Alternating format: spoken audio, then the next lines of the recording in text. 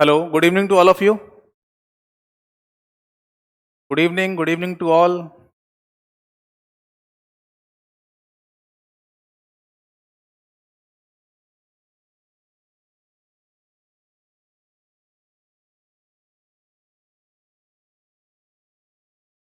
सत्येंद्र जी, राम राम जी। चौधरी साहब, हेलो जी। रुचि, फंडामेंटल की क्लास रहेगी, बिल्कुल रहेगी। फंडामेंटल से स्टार्ट करेंगे और हाई लेवल तक जाएंगे, इसको एडवांस लेवल तक। Deepesh, good evening. Deendayal ji, good evening, good evening.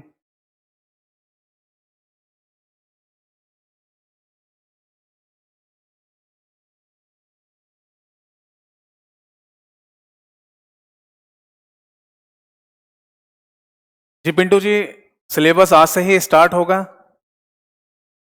कल जो क्लास रही थी हमारी, वो इंट्रोडक्शन क्लास थी, उसमें मैंने बताया था आपको कि क्या क्या सिलेबस रहेगा और क्या क्या हम इस बैच में देखेंगे।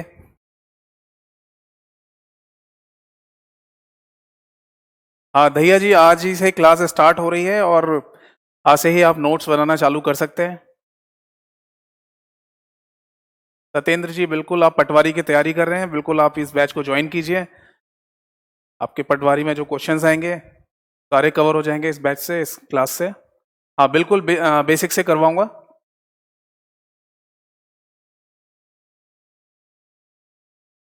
दीपेश जी, बिल्कुल हाई लेवल हरियाणा एसएससी का भी मैंने आपको बोला था कल क्लास में।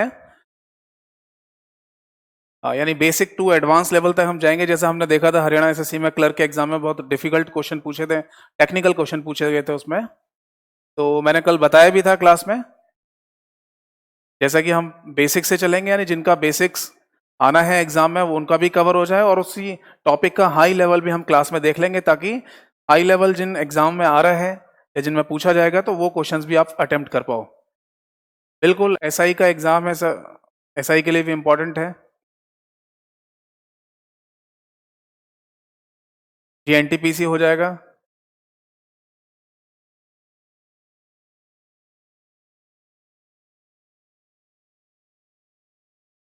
क्लास 10 बजे तक नहीं, 10:30 बजे तक रहेगी, 10:30 तक।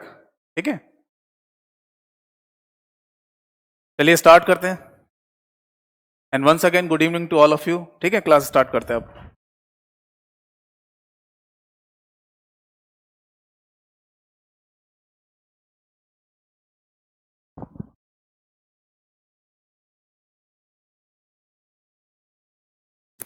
देखिए बच्चों, मैंने ना कुछ क्वेश्चंस बनाए हैं एमसीक्यूज, तो मैं क्लास के स्टार्टिंग में उनको लेना चाह रहा हूं, ताकि आपको पता चल जाए कि बेसिक कंप्यूटर के क्वेश्चंस किसी एग्जाम में जो पूछे जाते हैं उनका लेवल क्या होता है, कैसे रहते हैं वो क्वेश्चंस।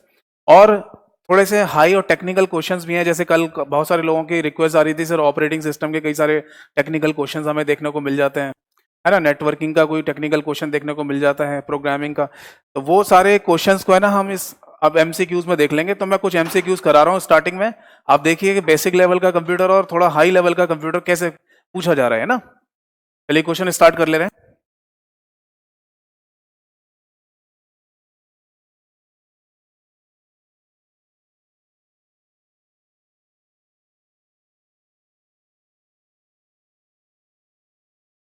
चलिए देखिए, पहला क्वेश्चन आप लोगों को दिख रहा है, एक बार कंफर्मेशन दे दीजिए कमेंट सेक्शन में।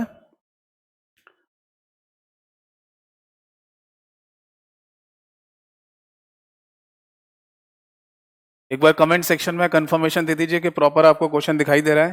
ये 20 क्वेश्चंस होंगे, मैं फटाफट 20 क्वेश्चंस को करा रहा हूँ। इसमें बेसिक भी है और कुछ एडवांस लेवल के भी क्वेश्चन है। ठीक है, सारे लोगों को दिखाई दे रहा है। देखिए क्वेश्चन में बोल रहा है कि which type of software is an operating system. Hindi वाले लोगों के लिए, हिंदी वाले बच्चे बोल रहे थे कि हिंदी में भी क्वेश्चन होने चाहिए, तो दोनों में मैंने ये लिखे हैं, हिंदी में भी और इंग्लिश में। तो हिंदी भी पढ़ते जाइएगा साथ के साथ। ऑपरेटिंग सिस्टम किस प्रकार का सॉफ्टवेयर है। ठीक है, बिल्कुल बेसिक क्वेश्चन था, इजी क्वेश्चन। ऑप्शन में दिया हुआ utility software, system software, application software और फर्मवेयर सॉफ्टवेयर। देखो, विजिबिलिटी क्लियर नहीं हो रही है।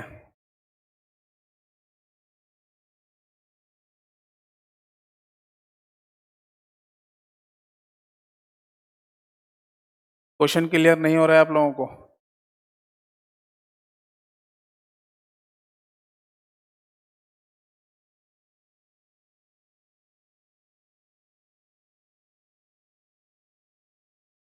क्वेश्चन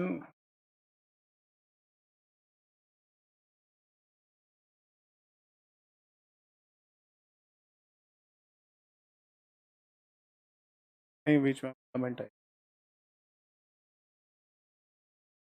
चलिए देखिए, एक बार फिर से पढ़ दे रहा हूँ क्वेश्चन, आप हिंदी और इंग्लिश दोनों में जो भी आपकी लैंग्वेज हो, प्रीफर लैंग्वेज हो, उसमें आप पढ़ लीजिए। Which type of software is an operating system, यानी ऑपरेटिंग सिस्टम किस प्रकार का सॉफ्टवेयर है। तो देखिए इस क्वेश्चन का करेक्ट आंसर है ऑप्शन बी, सिस्टम सॉफ्टवेयर। ठीक है बच्चों, देखिए बिल्कुल बेसिक कंप्यूटर का क्वेश्चन था।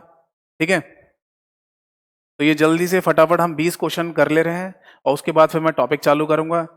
और देखिए मैं फिर से एक बार बता दे रहा हूं कि इस क्लास में जब तक ये बैच चलेगा हम बिल्कुल बेसिक टू एडवांस लेवल तक चलेंगे। लिख भी दे रहा हूं मैं यहां पर, बेसिक टू एडवांस लेवल तक हम चलेंगे, ताकि जिन बच्चों का एग्जाम में बेसिक कंप्यूटर पूछा जाता है उनको बेसिक क्वेश्चन अटेम्प्ट हो जाए, और जिनके एग्जाम में एडवांस लेवल या हाई लेवल के जो क्वेश्चंस पूछे जा रहे हैं तो वो भी अटेम्प्ट कर पाए। ठीक है बच्चों, तो बाकी कल मैंने सारे एग्जाम्स के नेम लिख दिए थे कि जिन जिन एग्जाम में क्वेश्चन पूछे जाते हैं और किन किन एग्जाम्स के लिए बेनिफिशियल है।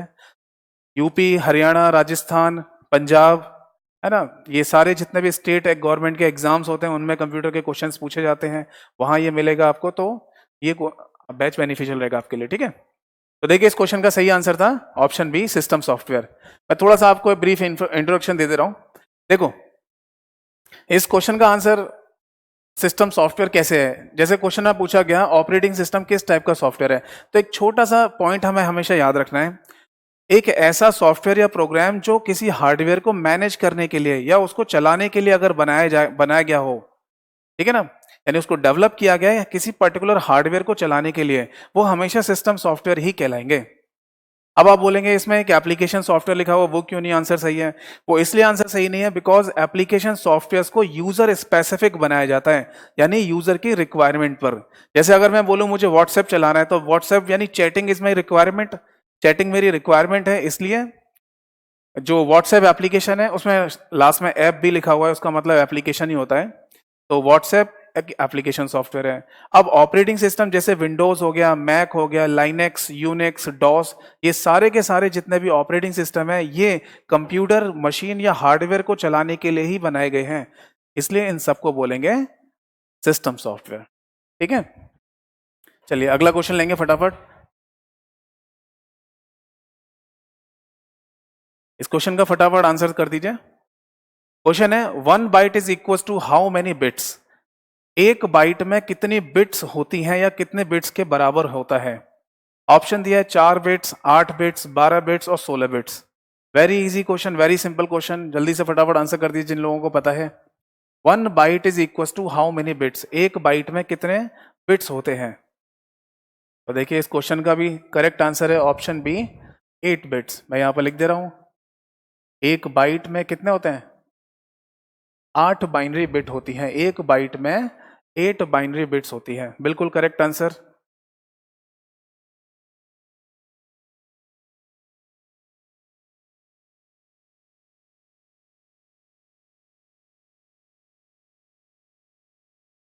ठीक है बच्चों, तो एक बाइट में, हाँ मैं थ्योरी और सारी चीजें कराऊंगा, बस मैं आज स्टार्टिंग क्लास है तो मैं बताना चाह रहा था कि कुछ बेसिक और कुछ एडवांस क्वेश्चन है आज जो 20 क्वेश्चन करा रहा हूँ, तो एक आइडिया लग जाएगा आपको कि किस टाइप के क्वेश्चन हमको देखने को मिलेंगे ऑल ओवर क्लास में। और हाँ मैं डेली बेसिस पर आपको एमसीक्यूज कराऊंगा ताकि आपकी रेगुलर प्रैक्टिस होती रहे। चलो नेक्स्ट क्वेश्चन पे आ जाते हैं। नेक्स्ट क्वेश्चन है आपका, what is the meaning of OMR, है ना, यहाँ पर मीनिंग कर दिया है और ऑप्शंस में फुल फॉर्म पूछी गई है। ठीक है ना, चलिए कोई नहीं, क्वेश्चन ये भी होना चाहिए था, what is the full form of OMR.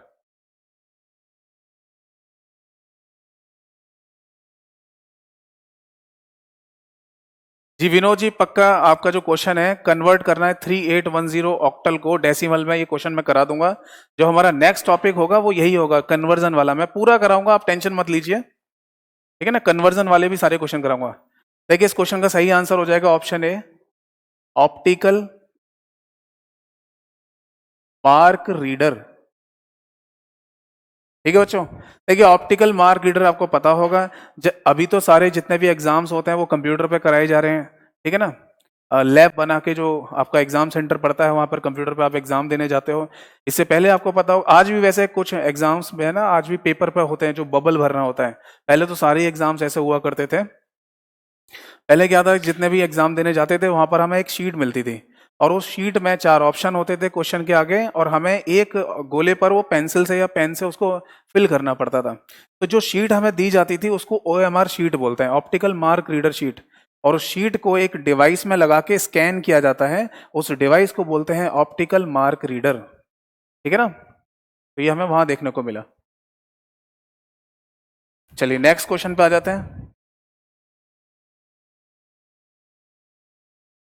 Question 4 बोल रहा है कि which operating system is developed Apple company. कौन सा ऑपरेटिंग सिस्टम एप्पल कंपनी के द्वारा विकसित किया गया है। राहुल जी बिल्कुल समझ में आएगा आपको। मैं ये बताना चाह रहा था, आज स्टार्टिंग क्लास में 20 क्वेश्चन है ये कंप्यूटर के, इसमें बेसिक भी है और कुछ एडवांस लेवल के भी क्वेश्चंस हैं। इन सारे क्वेश्चंस को आप कर लीजिए, देख लीजिए, ताकि आपको एक आइडिया लग जाएगा कि हाँ, हम जो भी एग्जाम देते हैं वो सारे एग्जाम में हमें किस टाइप के क्वेश्चंस देखने को मिलेंगे। ठीक है ना, और डे बाई डे मैं आपको कराता रहूंगा क्वेश्चंस को, और थ्योरी तो चलेगी चलेगी।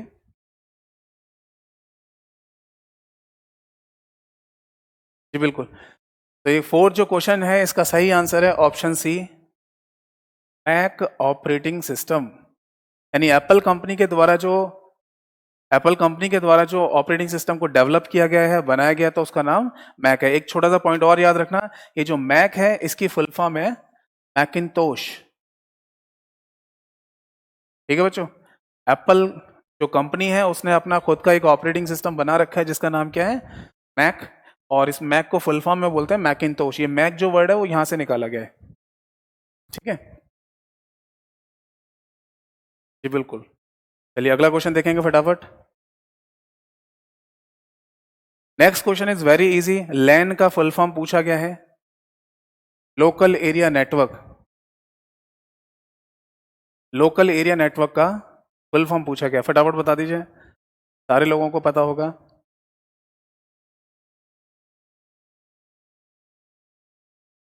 चलिए, इस क्वेश्चन का करेक्ट आंसर है option C, local area network.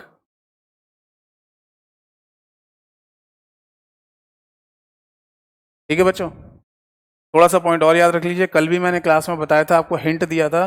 बाकी जब नेटवर्किंग वाली क्लास होगी तो उसमें मैं आपको पूरा डीप में बताऊंगा। ठीक है ना, डीप में बताऊंगा सारी चीजों को। देखिए मैंने बताया था लोकल एरिया नेटवर्क 2 तरीके से बन सकता है, एक तो वायर से यानी तार से, और दूसरा वायरलेस यानी बिना तार के। तो अगर कोई लोकल एरिया नेटवर्क को तार से बनाया जा रहा है तो हम उस नेटवर्क को बोलते हैं ईथरनेट। ठीक है बच्चों, याद रखिएगा, इसको ईथरनेट कहा जाता है। और अगर कोई लोकल एरिया नेटवर्क बिना तार के यानी वायरलेस बनाया जा रहा है तो हम उसके आगे डब्ल्यू लगा देते हैं, यानी वायरलेस लोकल एरिया नेटवर्क। ठीक है, और के बारे में थोड़ा सा याद रख लीजिए कि लोकल एरिया नेटवर्क की जो रेंज है वो अप्रोक्स, या फिर ऐसे बोलिए, विद इन अ बिल्डिंग, और अप्रोक्स 1 किलोमीटर तक का जो एरिया होगा उसमें, विद इन अ बिल्डिंग और अप्रोक्स 1 किलोमीटर तक का अगर एरिया कवर हो रहा है तो उसको हम क्या बोलेंगे, लोकल एरिया नेटवर्क बोलेंगे। थोड़ा सा कट रहा है शायद में ना, चलिए मैं इसको दोबारा लिख दे रहा हूँ, देखो फटाफट जल्दी से। मैंने ये लिखा था कि लोकल एरिया नेटवर्क यानी लैन जो नेटवर्क होता है वो विद इन अ बिल्डिंग या फिर अप्रोक्स 1 किलोमीटर की रेंज में अगर कोई नेटवर्क बनाया गया होगा, यानी कंप्यूटर्स को आपस में कनेक्ट करके एक नेटवर्क बनाया गया होगा जिसको हम लोकल एरिया नेटवर्क बोल रहे हैं। अगर वो लोकल एरिया नेटवर्क तार से बनाया गया है, वायर से, तो हम उसको टेक्निकल टर्म में ईथरनेट बोलते हैं। जैसे मैं ये क्यों बता रहा हूँ, मान लो किसी क्वेश्चन में ये लिखा आ जाता है कि what is Ethernet, what is Ethernet, तो ऑप्शन में क्या होगा, वायर लैन, यानी वायर वाला लोकल एरिया नेटवर्क। और अगर यही लैन यानी लोकल एरिया नेटवर्क वायरलेस बनाया गया होगा यानी बिना तार के, तो हम उसके आगे डब्ल्यू लगा देंगे और ये कहलाएगा वायरलेस लोकल एरिया नेटवर्क। ठीक है बच्चों, फटाफट देखिए नेक्स्ट क्वेश्चन।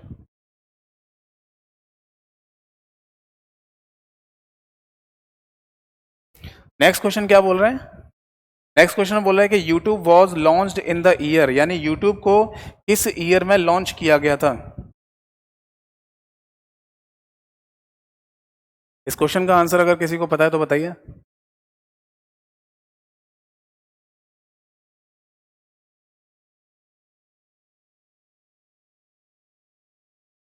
जी बिल्कुल, सारा कवर होगा, मैंने पहले ही ऊपर लिख दिया, बेसिक से एडवांस लेवल तक जाएंगे, आप बिल्कुल टेंशन मत लीजिए। अब आज ही तो मैं नहीं करा पाऊंगा सारा एडवांस लेवल का।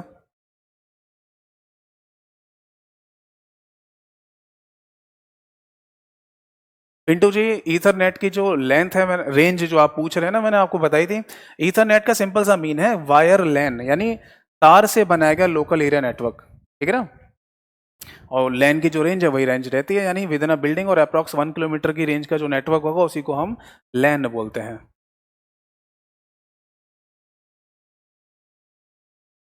चलिए, इस क्वेश्चन का आंसर दिया है कुछ लोगों ने 2003 2004 दिया है। चलिए मैं आपको बता दे रहा हूँ इस क्वेश्चन का, यानी 6 क्वेश्चन का जो आंसर है ऑप्शन डी, यानी डी ऑप्शन सही है। 2005 एग्जैक्ट डेट है, 14 फरवरी 2005, ठीक है ना, 14 फरवरी 2005। आपको पता होगा यूट्यूब जो है वो एक सब्सिडरी बोल सकते हैं किसकी, गूगल कंपनी की, ठीक है ना। तो गूगल कंपनी की सब्सिडरी है जिसको 2005 में लॉन्च किया गया था, ठीक है ना, यूट्यूब को।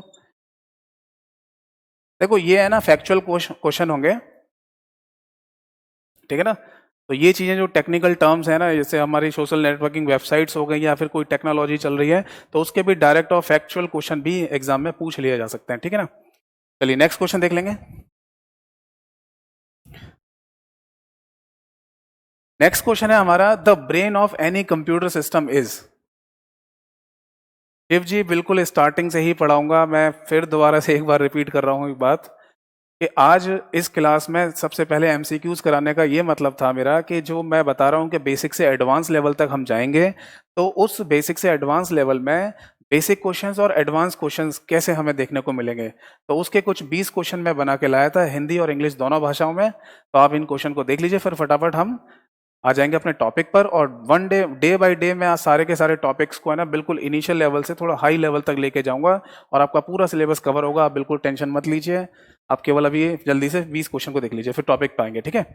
The brain of any computer is, exactly the right answer is option B, CPU, यानी सेंट्रल प्रोसेसिंग यूनिट को ही कंप्यूटर का ब्रेन कहा जाता है। देखो मैं यहाँ पर कुछ और इसके सिनोनिम्स लिख दे रहा हूँ, ये बेसिक्स में पूछा जाता है कि कंप्यूटर का ब्रेन किसे कहते हैं। देखो आंसर है इसका सेंट्रल प्रोसेसिंग यूनिट, यानी सीपीयू। अगर पूछा जाए कि कंप्यूटर का ब्रेन किसे कहते हैं, तो आंसर क्या होगा, CPU, central processing unit. Processor किसे कहते हैं, तो आंसर होगा सीपीयू, सेंट्रल प्रोसेसिंग यूनिट। अगर माइक्रो वर्ड भी लगा दिया जाए इसके आगे, यानी माइक्रो प्रोसेसर किसे कहते हैं, तो इसी सेंट्रल प्रोसेसिंग यूनिट को। कंप्यूटर का लॉजिक चिप किसे कहा जाता है, तो वो भी सीपीयू को बोलते हैं। अगर पूछा जाए कि कंप्यूटर का माइक्रो चिप किसे कहते हैं, तो वो भी सेंट्रल प्रोसेसिंग यूनिट को ही बोलते हैं, ठीक है। तो ब्रेन ऑफ कंप्यूटर या कंप्यूटर का दिमाग किसको कहा जाता है, तो आंसर हो गया हमारा सेंट्रल प्रोसेसिंग यूनिट। चलिए बच्चों आगे नेक्स्ट क्वेश्चन देखो। Who is known as the father of computer science. अगर यहां पर हम साइंस हटा दें वर्ड, तो भी है ना ये क्वेश्चन बन जाएगा, और सही आंसर होगा इसका, हाँ बिल्कुल थ्योरी भी कराऊंगा गुरजीत जी, आप टेंशन मत लीजिए, बस एक इंट्रोडक्शन है क्वेश्चंस का। देखिए क्वेश्चन पूछ रहा है कि कंप्यूटर विज्ञान के जनक रूप में जाना जाता है किसको।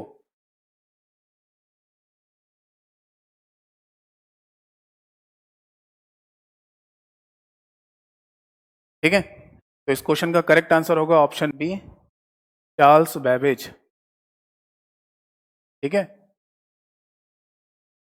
यानी कंप्यूटर के फादर जो है वो किसको बोला जाता है, चार्ल्स बेबेज को कहा जाता है। थोड़ा सा जान लेते हैं क्यों बोल रहे हैं। तो देखिए 1820 में, यानी 1820 में चार्ल्स बेबेज ने एक मशीन बनाई, उस मशीन का नाम था एनालिटिकल इंजन, ठीक है। और एनालिटिकल इंजन को बनाने के बाद से ही चार्ल्स बेबेज को फादर ऑफ कंप्यूटर के नाम से जाना जाने लगा। बाद में इस मशीन में अपडेशन हुआ और इस मशीन को फिर डिफरेंस इंजन भी कहा गया, ठीक है ना। तो अगर ये दोनों ही नाम आते हैं तो आपको समझ जाना है कि बात चल रही है चार्ल्स बेबेज वाली। ठीक है। अगर मान लो कहीं थोड़ा सा और हिस्ट्री बेस्ड और टेक्निकल क्वेश्चन बनाया जाए कि चार्ल्स बेबेज ने जो एनालिटिकल इंजन बनाया था वो किस टाइप का कंप्यूटर था, वो कैसा कंप्यूटर था, है ना। तो हम इसको बताएंगे, यानी एनालिटिकल इंजन जो बना वो आपका इलेक्ट्रो मैकेनिकल, है ना, इलेक्ट्रो मैकेनिकल कंप्यूटर, आप इसे ऐसे बोल दीजिए। ठीक है, यानी जो कैटेगरी है वो इलेक्ट्रो मैकेनिकल कंप्यूटर की कैटेगरी थी। ठीक है, चलिए आगे बढ़ेंगे। नेक्स्ट क्वेश्चन है, in which year Google search engine was launched, यानी गूगल सर्च इंजन को किस ईयर में लॉन्च किया गया था। फटाफट बताइए, फटाफट बताइए। अच्छा, कुछ साइड में कट रहा है स्क्रीन, है ना। मैं एक लाइन खींच लेता हूँ यहाँ तक। चलिए इस लाइन के अंदर ही अंदर लिखूंगा मैं, दिख रहा है। आप लोग बिल्कुल भी टेंशन मत लीजिए, केवल एक इंट्रोडक्शन क्लास में मैं एमसीक्यूज बता रहा हूँ। ठीक है ना, ताकि आपको आइडिया हो जाए कि हाँ किस टाइप के बेसिक क्वेश्चन और टेक्निकल क्वेश्चन आ जाएंगे, हिस्ट्री बेस्ड कैसे क्वेश्चन आ जाएंगे। फटाफट इस क्वेश्चन का आंसर दीजिए। क्वेश्चन पूछ रहा है कि कौन सी ईयर में गूगल सर्च इंजन को लॉन्च किया गया था। प्रोबेबली नहीं आंसर चलता है, आंसर एकदम एग्जैक्ट हमें पता होना चाहिए। तो करेक्ट आंसर बताइए सारे लोग मिलके।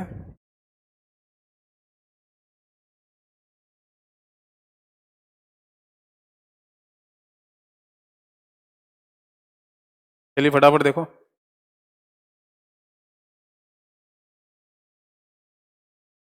देखो the right answer is option A 1997।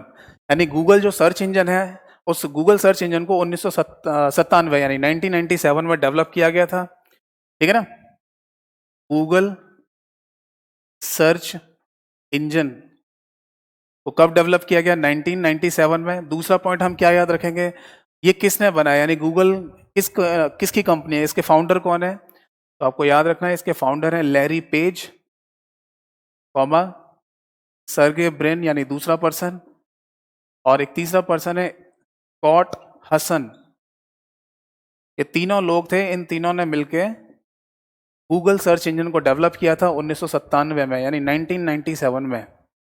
अच्छा, एक पॉइंट और याद रख सकते हैं इसके रिगार्डिंग, ये लिखा किस लैंग्वेज में गया है, यानी रिटन कौन सी लैंग्वेज में है, या फिर बोलेंगे इस सर्च इंजन को बनाने के लिए कौन कौन सी भाषाओं का यूज किया गया है। तो आपने सुना होगा एक पाइथन नाम की लैंग्वेज है, सी और C++। ये तीन भाषाओं का यूज करके गूगल सर्च इंजन को बनाया गया था 1997 में, और ये लैरी पेज, सर्गे ब्रेन और स्कॉट हसन, इन तीनों ने मिलकर इसको डेवलप किया। चलिए आगे का क्वेश्चन देख लो फटाफट।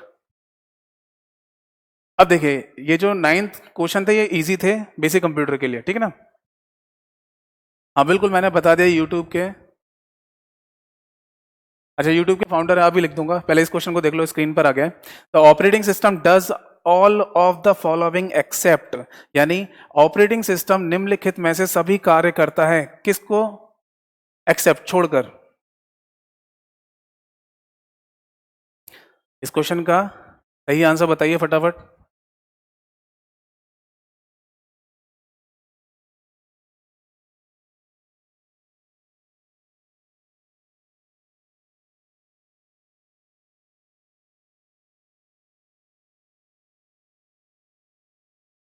देखो हिंदी में थोड़ा सा इस क्वेश्चन में मुझे लग रहा है गड़बड़ी हुई है, उन्हें यह भी लिखना चाहिए था छोड़कर, यानी ऑपरेटिंग सिस्टम निम्नलिखित में सभी काम करता है के सिवाय या छोड़कर, ये और लिखना चाहिए था, इसमें रह गया है। बाकी इंग्लिश में प्रॉपर लिखा हुआ है the operating system does all of the following except, यानी ऑपरेटिंग सिस्टम सारे काम करता है किसको छोड़कर।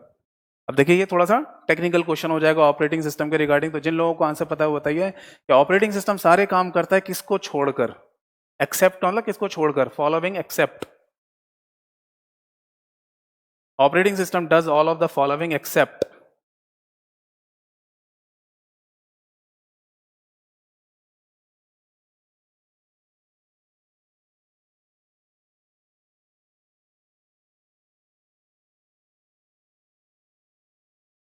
बहुत सारे लोग आंसर दे रहे हैं ए। देखिए फिर से मैं बोल रहा हूँ, एक बार क्वेश्चन को पढ़ लीजिए। क्वेश्चन कह रहा है ऑपरेटिंग सिस्टम सारे काम करता है छोड़कर, किसको छोड़कर, यानी ऑपरेटिंग सिस्टम निम्नलिखित में से सभी कार्य करता है इस चीज को छोड़कर, वो ऑप्शन कौन सा है?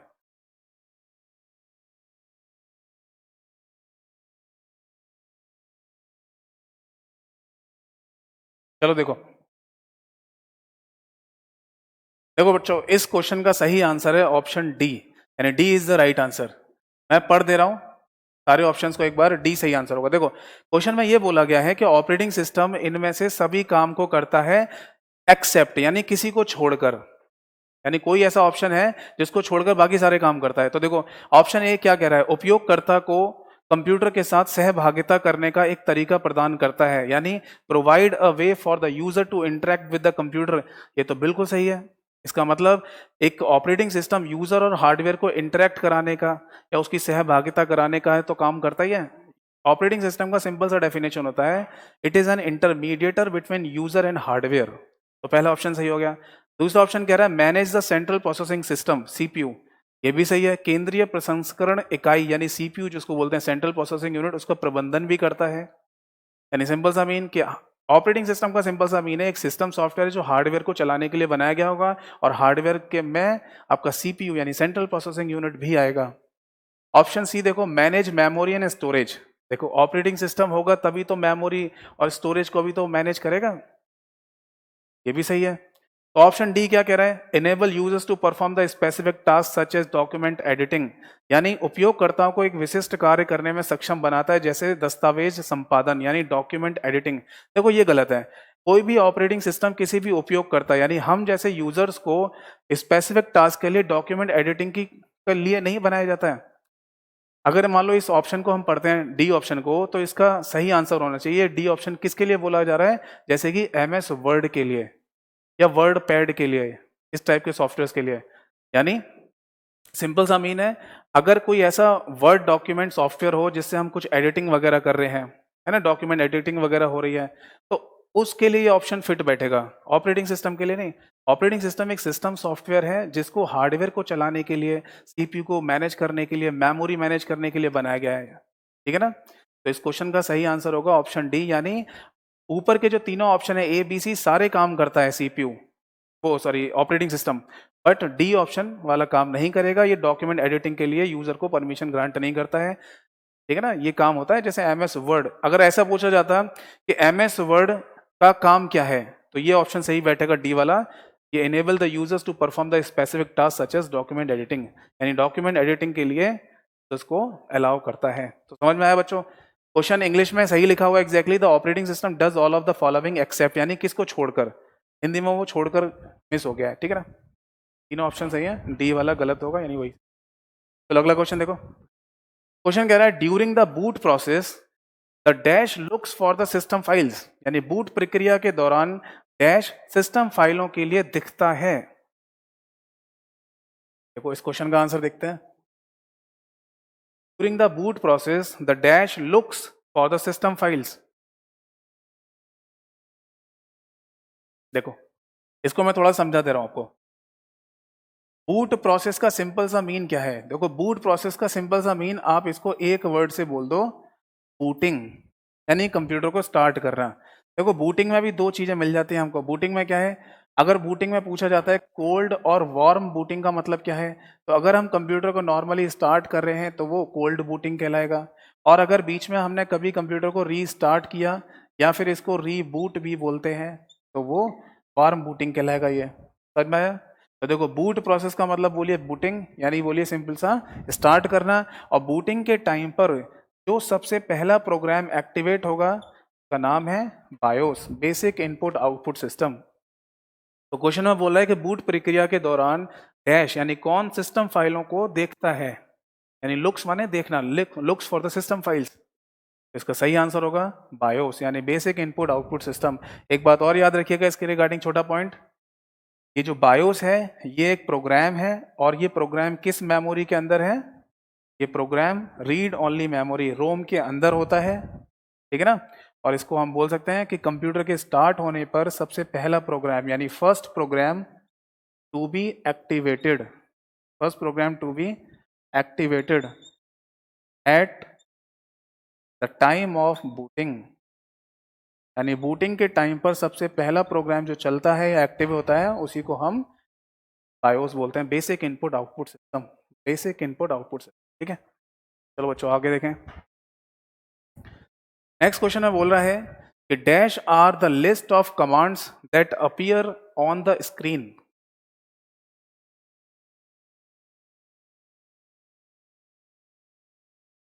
Dash are the list of commands that appear on the screen. Hindi में पढ़ दे रहा हूं, डैश स्क्रीन पर दिखाई देने वाली कमांड की एक सूची है। तो देखो सिंपल सा मीन, जैसे ही सूची वर्ड आ गया है ना, हिंदी में बोल रहा है वो। तो देखो इस क्वेश्चन का आंसर क्या होगा, फटाफट दीजिए जिन लोगों को आंसर पता है।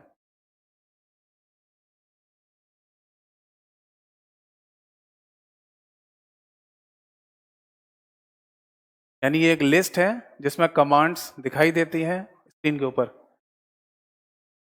कुछ लोग ए आंसर कर रहे हैं, गलत है आंसर उनका, ए नहीं होगा। फिर से पढ़िए हिंदी और इंग्लिश में दोनों में क्वेश्चन को। Dash are the list of commands that appear on the screen. The correct answer of this question is option C, menus. Menu बोल दीजिए, मेन्यू बोल दीजिए, ये सही आंसर होगा। देखो इसका सिंपल सा मीन, मेन्यू ही तो है। जैसे अगर मान लो मैं कंप्यूटर देख रहा हूँ, है ना, कंप्यूटर की स्क्रीन अगर मैं देख रहा हूँ फ्रंट स्क्रीन, तो आपने यहाँ देखा होगा एक गोला सा बना रहता है विंडोज में। तो विंडोज में ये जो गोला सा बना हुआ है इसे क्या बोलते हैं, स्टार्ट मेन्यू। और इस स्टार्ट मेन्यू को जब क्लिक करते हैं तो यहाँ पर लिस्ट नहीं खुलती है, बहुत सारी लिस्ट ऑफ कमांड्स खुलती हैं जिनको हम क्लिक करके उस पर जा सकते हैं।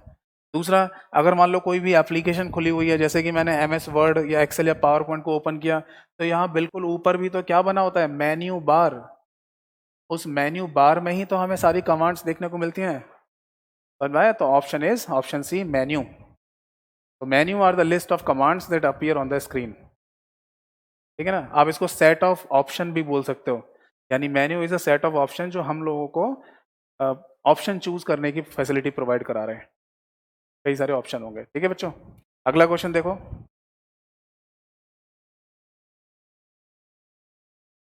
इस क्वेश्चन को पढ़िए। देखिए ये क्वेश्चन कराने का मेरा सिंपल सा मीन आज यही था कि आज इसमें थोड़े टेक्निकल क्वेश्चन भी लेके आया हूँ मैं, और इजी और बेसिक क्वेश्चन भी लेके आया हूँ, ताकि जिन लोगों ने ये बैच परचेज किया है या इस बैच में एनरोल किया है, जो बेसिक कंप्यूटर पढ़ रहे हैं उनके लिए भी बेनिफिशियल रहे, और जो टेक्निकल क्वेश्चन जैसे आते हैं एग्जाम में तो वो भी अटेम्प्ट कर पाए।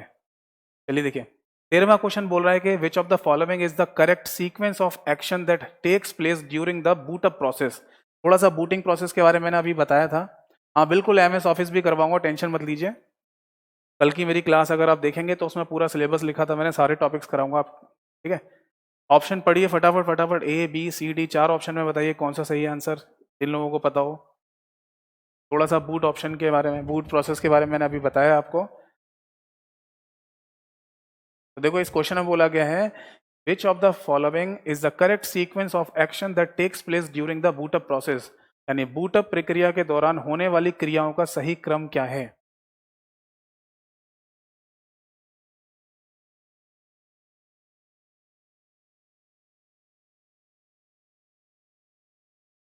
चलो देखो बच्चों, इस क्वेश्चन का सही आंसर क्या है। कुछ लोग डी आंसर कर रहे हैं।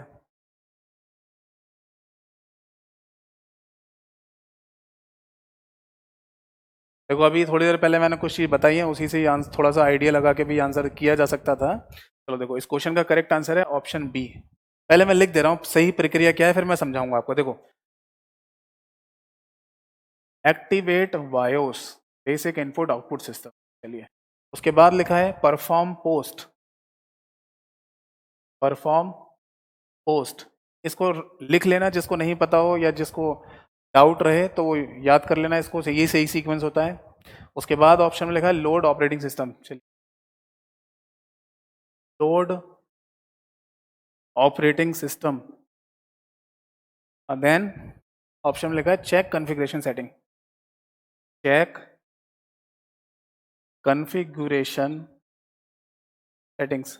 अभी आप केवल इसे नोट कर लीजिए, मैं इसे समझाता हूं। देखो बच्चों, इस क्वेश्चन का सही आंसर था, इस क्वेश्चन का सही आंसर था ऑप्शन बी, यानी पहले एक्टिवेट बायोस, फिर perform post, load operating system और चेक कॉन्फ़िगरेशन सेटिंग। मैं समझाता हूं इसको क्या मतलब है। देखो, जब हम अपने कंप्यूटर को स्टार्ट करते हैं तो स्टार्ट करने के टाइम पर जैसे हमने पावर का बटन दबाया, तो पावर के बटन दबाने पर ही सबसे पहला प्रोग्राम जो कंप्यूटर का एक्टिवेट होता है वो बायोस होगा, बेसिक इनपुट आउटपुट सिस्टम। ये अभी थोड़ी देर पहले मैंने बताया कि बायोस नाम का प्रोग्राम रीड ओनली मेमोरी के अंदर होता है। और रीड ओनली मेमोरी को जब बनाया जा रहा होता है, कोई मैन्युफैक्चरिंग कंपनी रोम या रीड ओनली मेमोरी को बना रही है, तो उसी टाइम ये बायोस नाम का प्रोग्राम उसमें सेटअप कर देती है, रिटर्न कर देती है। ठीक है, अब जैसे ही कंप्यूटर को आप ऑन करेंगे तो रोम के अंदर का बायोस प्रोग्राम सबसे पहले एक्टिवेट होगा, एक्टिव बायोस।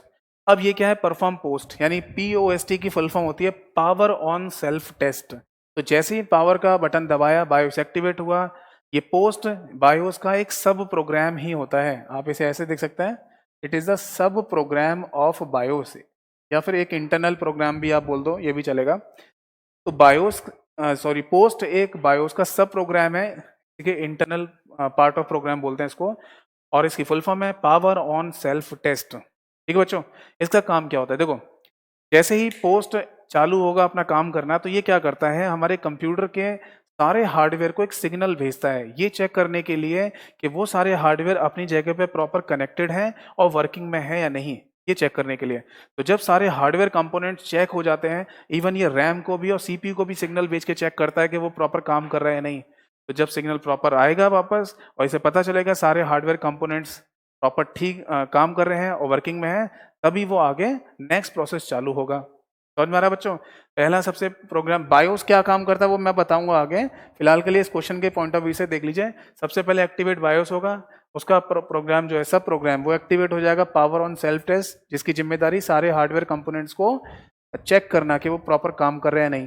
ठीक है, इसके बाद लोड ऑपरेटिंग सिस्टम। ये लोड ऑपरेटिंग सिस्टम का मतलब क्या है, हमारा जो ऑपरेटिंग सिस्टम है यानी विंडोज, हमारे कंप्यूटर में जैसे विंडोज है ना, वो विंडोज ऑपरेटिंग सिस्टम हमारे कंप्यूटर की हार्ड डिस्क में है ना सेव रहता है। जैसे जनरली आपको पता होगा C ड्राइव होती है कंप्यूटर में, तो C ड्राइव के अंदर विंडोज ऑपरेटिंग सिस्टम रहेगा। और जब आप कंप्यूटर को ऑन करते हैं तो ये विंडोज वाली जो फाइलें हैं या इसके प्रोग्राम हैं वो सब कहाँ आ जाएंगे, रैम के अंदर। ठीक है बच्चों, विंडोज कहाँ से, विंडोज की फाइल या प्रोग्राम कहाँ आ गए, रैम के अंदर। समझ में आ गया? तो ये रैम के अंदर आना ही बोल रहा है कि लोड ऑपरेटिंग सिस्टम। समझ में आ रहा है? तीसरा प्रोसेस क्या होगा, लोड ऑपरेटिंग सिस्टम। जब ऑपरेटिंग सिस्टम की फाइल जैसे विंडोज की फाइल या प्रोग्राम रैम के अंदर आएंगे तभी तो वो चालू होगा कंप्यूटर हमारा। अब रैम के आगे आप डायग्राम में ये बना सकते हैं, क्या होगा, CPU। अभी इसको छोड़िए, अभी यहाँ देखिए, CPU के पास ये जाएंगी फाइलें तो या प्रोग्राम तो इनपुट की फॉर्म में, देन ये प्रोसेसिंग करता है, देन ये आउटपुट जनरेट करेगा, तब जाके मॉनिटर की स्क्रीन पर आपको वो डेस्कटॉप दिखाई देता है। ठीक है ना, जैसे हम कंप्यूटर को ऑन करते हैं जो हमें फर्स्ट विजिबल स्क्रीन दिखाई देती है जिसको डेस्कटॉप बोलते हैं, वो हमें ऐसे ही दिखाई दे रहा है। तो देखो इसको दोबारा देखो, बायोस एक्टिवेट हुआ, पोस्ट ने हार्डवेयर कंपोनेंट को चेक कर लिया कि काम कर रहे हैं नहीं कर रहे हैं। अब लोड ऑपरेटिंग सिस्टम यानी हार्ड डिस्क से लोड होके किस में आ गया, रैम के अंदर, देन वो काम करेगा आगे CPU वाला, वो हम देखेंगे। देन चेक कॉन्फ़िगरेशन सेटिंग, यानी लोड होने के बाद ये कॉन्फ़िगरेशन सेटिंग्स को सारी चेक करता है अब सिस्टम की, यानी सिस्टम को जिस के लिए प्रिपेयर किया गया है वो सारे प्रोग्राम्स प्रॉपर चलेंगे या नहीं चलेंगे, यानी वो प्रॉपर कॉन्फ़िगरेशन की सेटिंग्स को चेक करना चालू कर देगा। तो ये एक बूट प्रोसेस है जिसका सही सीक्वेंस होगा, ये आप नोट कर लीजिएगा। ठीक है, और ये सारी चीज़ें होने के बाद CPU में वो फाइलें पहुंचती हैं, इनपुट, प्रोसेसिंग और आउटपुट, और मॉनिटर स्क्रीन पर आपको डेस्कटॉप दिखाई देने लगता है। ठीक है बच्चों, अगला क्वेश्चन देखो। नेक्स्ट क्वेश्चन है, the dash stored on a ROM chip is responsible for the loading the operating system from its permanent location on the hard drive into RAM. Hindi में पढ़ते रहो, हार्ड ड्राइव पर इसके स्थायी स्थान से रैम में ऑपरेटिंग सिस्टम को लोड करने के लिए जिम्मेदार कौन होता है? ऑप्शन दिए हैं, बायोस, API, डिवाइस ड्राइवर या सुपरवाइजर प्रोग्राम।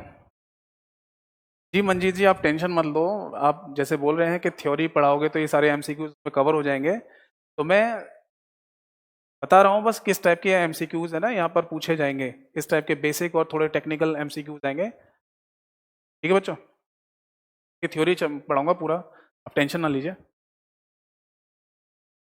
अभी स्टार्ट करते हैं थ्योरी को। The dash stored on a ROM chip. अब देखो फिर से हमें पता चल गया, रोम चिप के अंदर कौन स्टोर रहता है? BIOS, basic input output system. ठीक है ना? चलो आगे देखो इस क्वेश्चन को। नेक्स्ट क्वेश्चन है द स्पूलर इज, फटाफट फटाफट आंसर कर दीजिए फिर मैं आगे बढ़ता हूं। स्पूलर क्या है? एक स्पूलर है, ऑप्शन दिए हुए हैं, फटाफट पढ़िए और आंसर दीजिए। मैं करेक्ट आंसर को ही बोलूंगा क्योंकि टाइम वेस्ट होगा फिर सारे ऑप्शन को बोलने के लिए।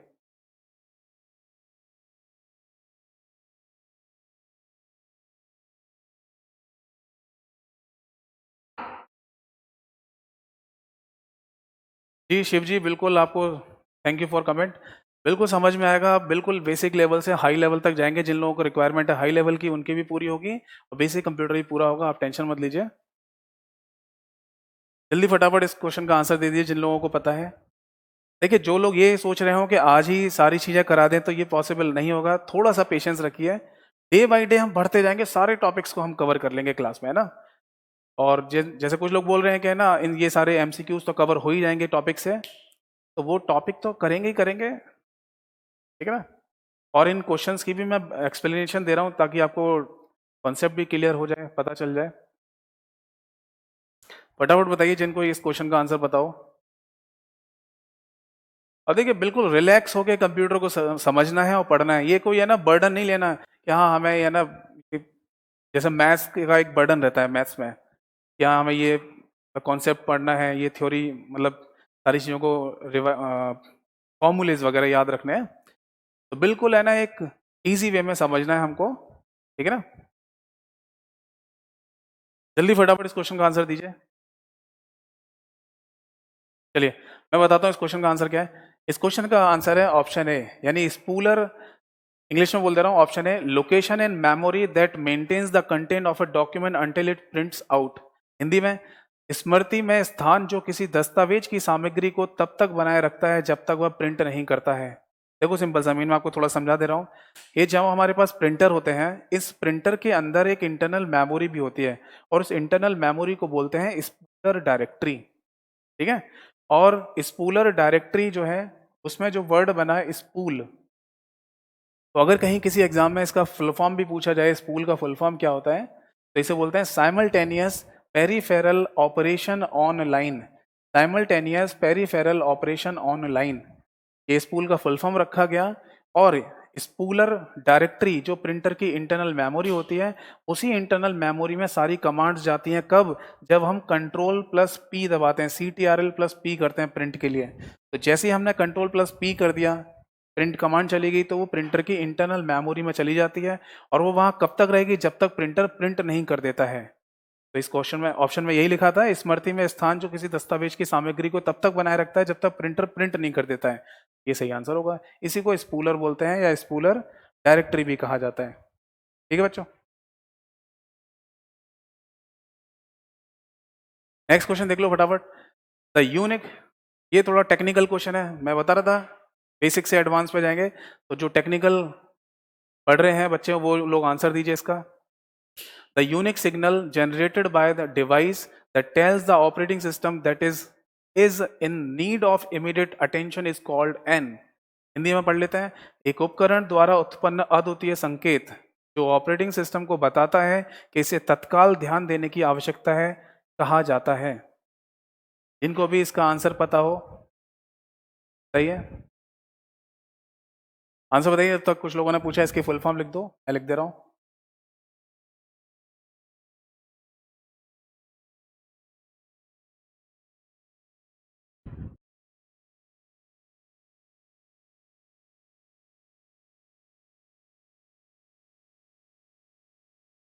Simultaneous peripheral operation on SPOOL, ये इसका फुल फॉर्म था।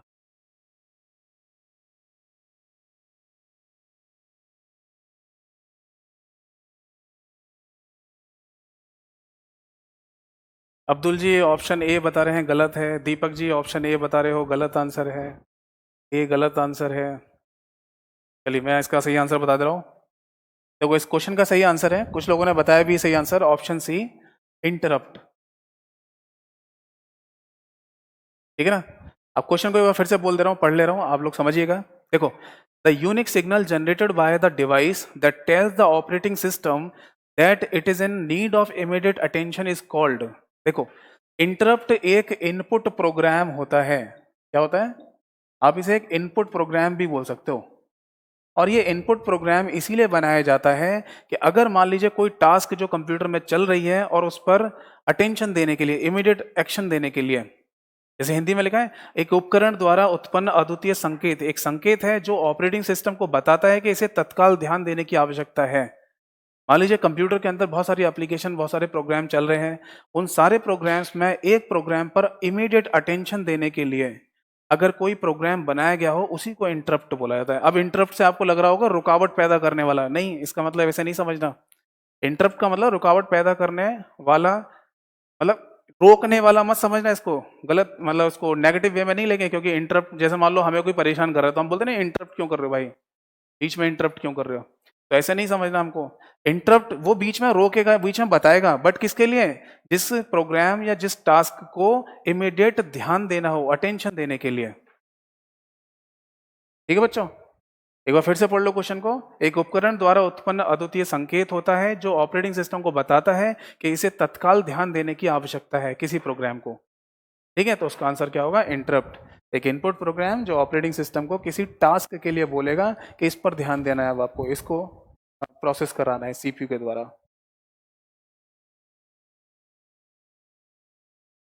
ठीक है, चलो अगला क्वेश्चन देखो,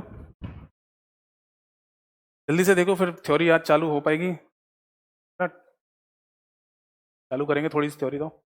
देखो फटाफट, 17 क्वेश्चन है। The dash operating system was initially created by Dennis Ritchie in the early 1970s at AT&T Bell Laboratory। फटाफट इसका क्वेश्चन का आंसर दीजिए जिन लोगों को पता हो इस क्वेश्चन का आंसर।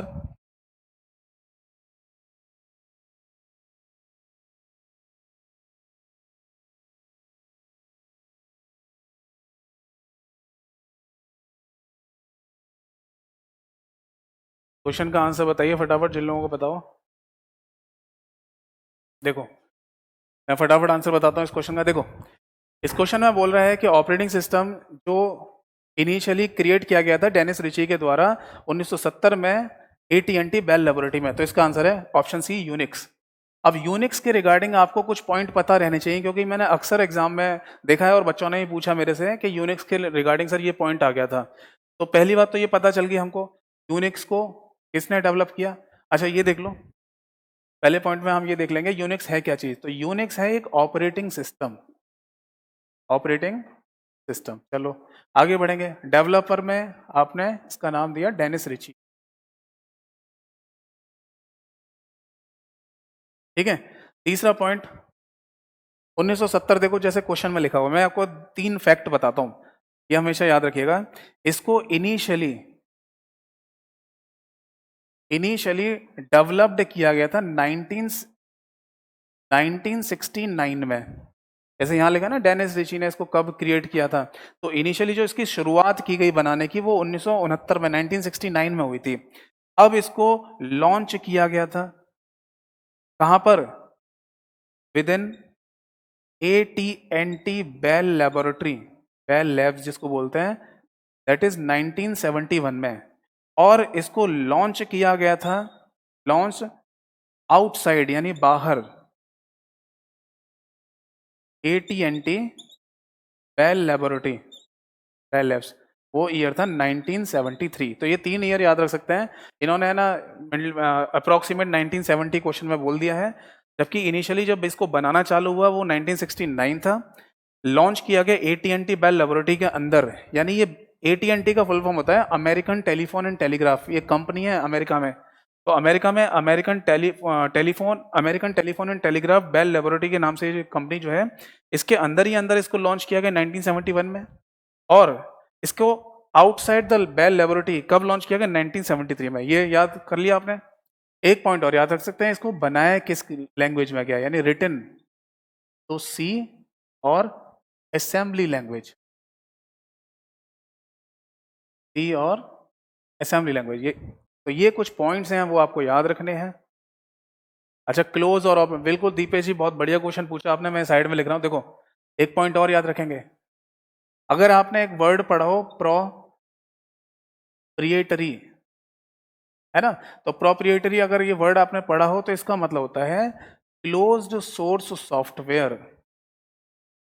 क्लोज्ड सोर्स सॉफ्टवेयर, ये याद रखिएगा आप इस पॉइंट को, ठीक है ना। या तो ये वाला पॉइंट मिलेगा आपको या ये वाला पॉइंट लिखा मिलेगा, इन दोनों का मतलब सेम ही है। आप चाहें तो यहाँ पर और लगा सकते हैं, ठीक है ना।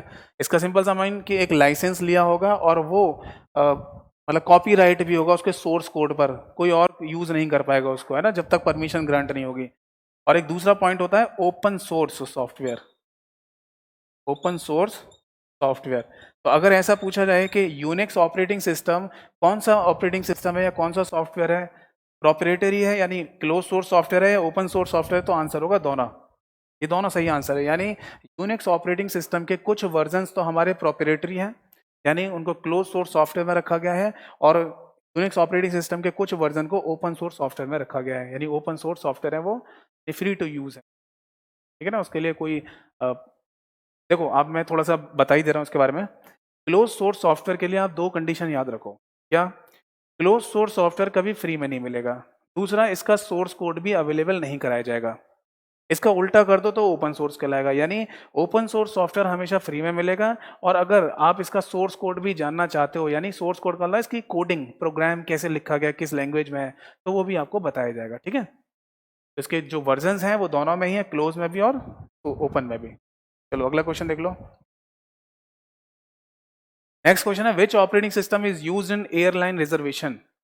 विच operating system is used in airline reservation. Airline reservation में, या आप ऐसे बोल दो एयरपोर्ट जो होते हैं वहां पर, है ना, जो ऑपरेटिंग सिस्टम चल रहे हैं हमारे, वो कौन से होंगे? Time sharing, multitasking, real time, multi user. तो देखो बच्चों, ये जो जितने पॉइंट आ रहे हैं ना, जैसे time sharing operating system, multitasking, है ना, मल्टी यूजर, रियल टाइम, ये तो मैं टॉपिक में कराऊंगा ही कराऊंगा, आपको बाद में पता चल जाएगा। आज केवल एमसीक्यूज कराने का सिंपल सा मीन ये था कि ताकि जो बेसिक वाले बच्चे हैं वो भी देख ले कि किस टाइप के बेसिक क्वेश्चन आएंगे, और टेक्निकल क्वेश्चन में भी आपको पता चल जाए कि किस टाइप के क्वेश्चन बना के दिए जाते हैं। जी बिल्कुल रिजवान जी सही कह रहे हैं आप, माइक्रोसॉफ्ट क्लोज सोर्स सॉफ्टवेयर है सही आंसर। इस क्वेश्चन का आंसर दीजिए फटाफट। चलिए 18 क्वेश्चन है, ये 18वां क्वेश्चन, और इसका करेक्ट आंसर है ऑप्शन सी, यानी RTOS, real time operating system. Question का सही आंसर है रियल टाइम ऑपरेटिंग सिस्टम। अब मैं थोड़ा सा बता दे रहा हूँ इसके बारे में। देखो RTOS यानी रियल टाइम ऑपरेटिंग सिस्टम में एक कंडीशन होती है टाइम बाउंड। थोड़ा समझने की कोशिश करना, टाइम बाउंड का मतलब क्या है। जैसे हमारे जो नॉर्मल ऑपरेटिंग सिस्टम होते हैं जो हमारे कंप्यूटर में है, जैसे कि विंडोज वगैरह, तो इनमें क्या होता है, डिले आपने देखा होगा। जैसे हमने कोई एप्लीकेशन अभी ओपन किया तो उसको थोड़ा सा डिले में ओपन हुई, नेक्स्ट टाइम किया तो वो जल्दी ओपन हो गई। तो कई बार हमें देखने को मिलता है जो एप्लीकेशन हम ओपन कर रहे हैं उनमें थोड़ा सा डिले हो जाता है, कभी थोड़ा सा टाइम लेकर ओपन होना, कभी बिल्कुल एग्जैक्टली टाइम पे ओपन होना।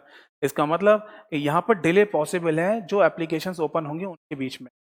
बट अगर रियल टाइम ऑपरेटिंग सिस्टम बनाया गया होगा तो वो किसी ऐसे पर्टिकुलर सिस्टम के लिए बनाया गया जहां पर टाइम बाउंड कर दी गया होगा, यानी जितने भी एप्लीकेशन और प्रोग्राम्स रन होंगे या वो एज आउटपुट में शो होंगे, वो विद इन जितना भी टाइम सेट किया गया होगा उसी टाइम पर वो एक्टिवेट होंगे या चालू हो जाएंगे। समझ में आ रहा है? यानी विदाउट डिले, विदाउट डिले अगर कोई एप्लीकेशन या प्रोग्राम को रन कराया जा रहा है किसी सिस्टम में, तो वहां पर जो पर्टिकुलर ओएस है वो RTOS यानी रियल टाइम ऑपरेटिंग सिस्टम बोला जाएगा उसको। समझ में आ रहा है?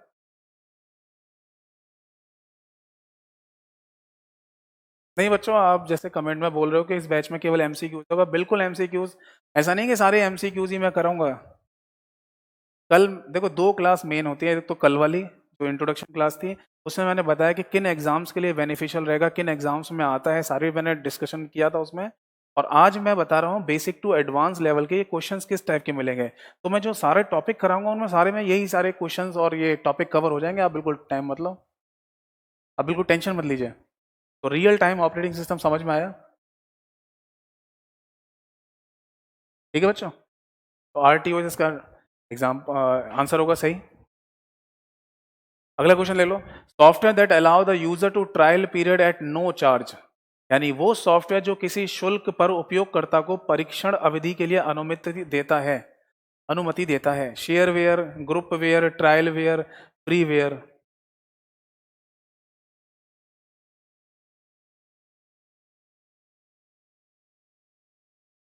बताइए इस क्वेश्चन का करेक्ट आंसर क्या होगा जिन लोगों को पता है। देखो इस क्वेश्चन का, जी बिल्कुल कुलदीप जी आप सही कह रहे हैं कि हरियाणा एसएससी में बहुत हार्ड क्वेश्चन आते हैं, तो मैंने पहले ही लिख दिया यहाँ पर बेसिक से एडवांस लेवल तक मैं जाऊँगा, सारी चीज़ें कवर होंगी। और मेरी जो कल की जो क्लास थी उस क्लास को सुनिएगा ध्यान से, है ना, उसमें मैंने सारी बातें बताई हैं, आप उसे देखिए। अगर आप ये सोच रहे हैं कि मैं आज ही है ना एक ही दिन में सारी चीज़ें बता दूं, तो वो पॉसिबल नहीं है, क्योंकि अब बैच की जो बैनर है, हेडिंग है, वहाँ देखिएगा, बेसिक टू एडवांस लेवल तक हम इसको लेके जाएंगे। चलिए इस क्वेश्चन का सही आंसर है option D is the freeware. देखो सॉफ्टवेयर जो किसी शुल्क पर उपयोगकर्ता को परीक्षण अवधि के लिए अनुमति देता है वो क्या होगा? फ्री वेयर कहलाता है। ठीक है ना। देखो सिंपल सा मीन मैं आपको बताता हूँ, जैसे सॉफ्टवेयर में हमने देखा कि कुछ नाम आते हैं हमारे सामने, जैसे अभी मैंने लिखा था open source software, close source software, एक फ्री वेयर सॉफ्टवेयर भी होता है। जैसे ओपन सोर्स सॉफ्टवेयर में, जैसे क्लोज सोर्स सॉफ्टवेयर में हमने देखा था कि जो सॉफ्टवेयर है वो एक तो पैसे में मिलेगा, यानी नॉट फ्रीली अवेलेबल, दूसरा उसका सोर्स कोड भी नॉट अवेलेबल। अब इसको ओपन में रख के देखो, ओपन में क्या होगा? फ्रीली अवेलेबल और सोर्स कोड भी अवेलेबल। और फ्री वेयर में रख के देखेंगे तो फ्री वेयर में क्या होगा? Freely available but not source code available. यानी फ्री वेयर में क्या है कि आपको अवेलेबल तो करा देंगे कुछ पर्टिकुलर टाइम के लिए, या आपको हो सकता है फ्री में ही चलाने को मिल जाए वो सॉफ्टवेयर, बट उसका सोर्स कोड आपको नहीं पता चलेगा, ना वो शेयर करेंगे आपके साथ। तो इस क्वेश्चन का सही आंसर होगा freeware. The last question, the dash simultaneous processing of two और more programs by multiple processor is.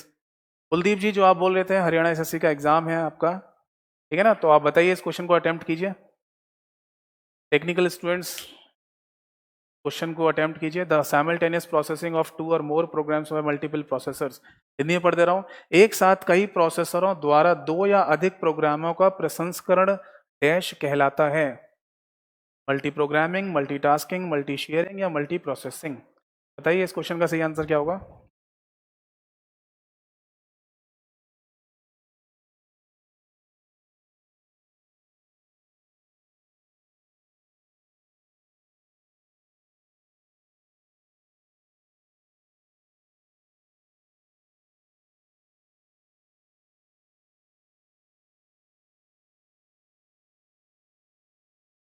चलिए ठीक है, काफी सारे लोगों ने आंसर दे दिया।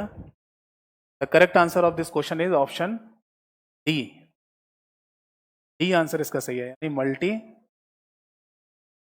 प्रोसेसिंग। बिल्कुल इजी वे में समझिए, बिल्कुल हड़बड़ी मत कीजिए, है ना, बिल्कुल बेसिक से एडवांस लेवल तक जाएंगे बिल्कुल समझते हुए इजीली सारे टॉपिक्स को। देखो बच्चों इस क्वेश्चन में बोला है कि एक साथ कई सारे प्रोसेसरों द्वारा, तो सिंपल सा मीन हमेशा याद रखो, अगर लिखा जाए कई प्रोसेसर यानी उस कंप्यूटर के अंदर एक से ज्यादा प्रोसेसर लगे होंगे। समझ में आ रहा है? जैसे अभी थोड़ी देर पहले मैंने लिखा था सीपीयू के कई सारे सिनोनिम्स होते हैं, उसको processor, multiprocessor, brain of computer, microchip, logic chip, इन सारे नामों से बोला जाता है सेंट्रल प्रोसेसिंग यूनिट को, सीपीयू को। तो देखिए हमारे जो नॉर्मल कंप्यूटर में क्या होता है, केवल एक ही सीपीयू लगा होता है, एक ही सेंट्रल प्रोसेसिंग यूनिट होगा, एक ही प्रोसेसर होगा। बट कुछ सर्वर कंप्यूटर्स में एक से ज्यादा प्रोसेसर नहीं लगाएंगे तो उन यूजर्स की रिक्वेस्ट को हम पूरा नहीं कर पाएंगे जो हमारे पास आ रही होंगी। जैसे मैं एग्जांपल बताता हूँ कि फेसबुक का सर्वर जो कंप्यूटर होगा जो अमेरिका में है, वहां पर फेसबुक के, जैसे हम लोग जो कंप्यूटर चलाते हैं, फेसबुक चला रहे हैं उसमें, तो ये सारी रिक्वेस्ट जाती हैं फेसबुक के सर्वर कंप्यूटर पर अमेरिका। अब वहां जो अगर एक ही सीपीयू लगा होता तो इतने सारे रिक्वेस्ट को वो हैंडल नहीं कर सकता था। तो जो फेसबुक का सर्वर कंप्यूटर होगा वो कई सारे प्रोसेसर वाला होगा, एक से ज्यादा वहां सीपीयू और प्रोसेसर्स लगे होंगे, तो वहीं पर पॉसिबल होगी मल्टी प्रोसेसिंग। समझ में आ रहा है? फिर से याद रखिए, मल्टी प्रोसेसिंग का सिंपल सा मीन एक ऐसा कंप्यूटर सिस्टम जहां पर एक से ज्यादा प्रोसेसर लगाए गए होंगे, वहीं पर मल्टी प्रोसेसिंग हो सकती है। तो क्वेश्चन फिर से पढ़ लो, एक साथ कई प्रोसेसरों द्वारा दो या अधिक प्रोग्रामों का प्रसंस्करण क्या कहलाएगा? Multi process. चलिए बच्चों ये 20 क्वेश्चंस हो गए आपके, ठीक है आज के। अब थोड़ा सा मैं थ्योरी पे आ जाता हूँ, अभी टाइम है हमारे पास। देखो ये जो मैंने 20 क्वेश्चन कराए ये आपको करियर विल पे मिल जाएंगे वहां पर, ठीक है ना, इनके आंसर की भी दी हुई है, आंसर भी मिल जाएंगे। इस फाइल को आप डाउनलोड कर लेना, आपको मिल जाएगी फाइल, ठीक है। तो आप मेरी कल जो जो बच्चे आज आए हैं वो मेरी कल वाली वीडियो को देखिएगा, मैंने सारा डिस्कशन किया था कल कि किन एग्जाम्स के लिए बेनिफिशियल रहेगा ये बैच, ठीक है। और बेसिक से एडवांस लेवल तक हम जाएंगे इसमें, ठीक है। देखो बच्चों,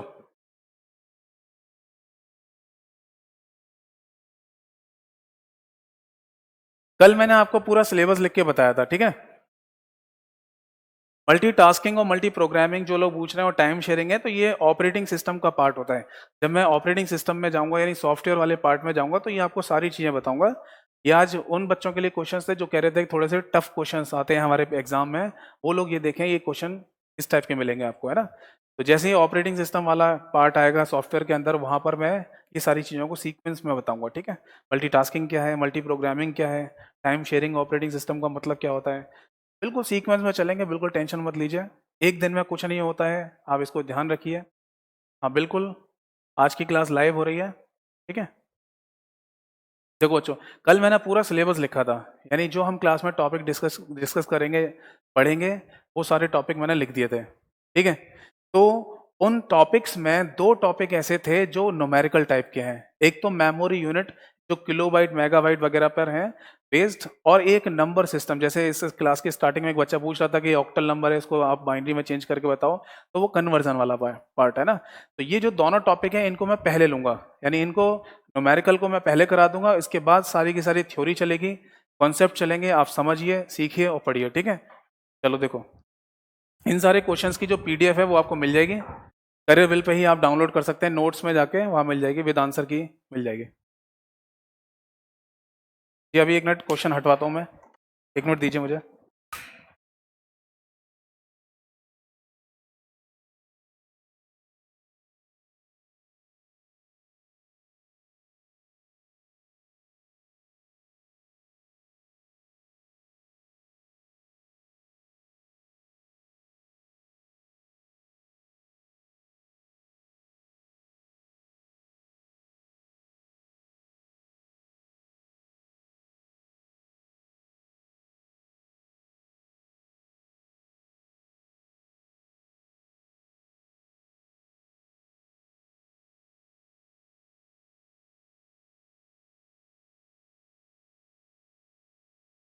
ठीक है, नहीं ना क्या लिख रहा हूँ।